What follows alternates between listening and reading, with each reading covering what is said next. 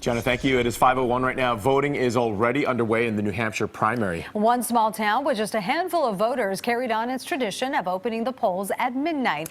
CBS's Laura Podesta joining us live from Bedford with more on the candidates' last-minute push. Laura? Good morning, Kenny and Michelle. Yes, candidates spent the last day that they could in New Hampshire on a campaigning frenzy. And then last night at midnight, voters in a very small town of Dixville Notch were able to make their selection. It was a small victory for Mike Bloomberg. 3 of the 5 voters, yes, 5 voters, it's a very small town, 2 Democrats and a Republican all cast their write-in ballots for the former New York City mayor. Former South Bend, Indiana Mayor Pete Buttigieg and Vermont Senator Bernie Sanders each received 1 vote. Meanwhile, on the eve of the primaries, President Trump tried to rattle Democrats' nominating process by urging independents to vote for the weakest Democrat. Independents are allowed to vote in either party's primary here in New Hampshire. My only problem is I'm trying to figure out who is their weakest candidate. I think they're all weak. Don't listen to anybody who tells you got to choose one way with your heart or the other way with your head. Let's surprise the nation. Let's get this done.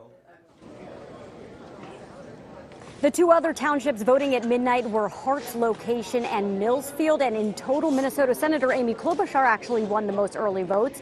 Sanders and Massachusetts Senator Elizabeth Warren each had 4, and Andrew Yang got 3. But remember, whoever wins this Democratic primary does not necessarily win the general election. You will remember in 2016, President Trump narrowly lost to Hillary Clinton with just 2,800 votes that he did not receive in order to beat her potentially in 2016. Back to you. Well, Laura, we see some people behind you. What has voter turnout been like there in Bedford? It has been pretty big.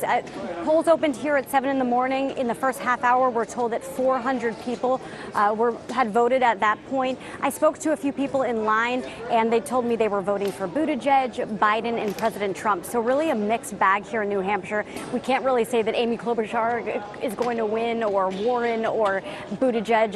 Or at this point, we know that polls have really been all over the place. And initially, everyone thought that Senator Bernie Sanders would really sweep this state because he won in 2016. And he's a Vermont senator, which is the neighboring state. So, again, a mixed bag of who could potentially come out on top today. Kenny and Michelle. We'll see what happens. Laura Podesta live in New Hampshire. Thank you.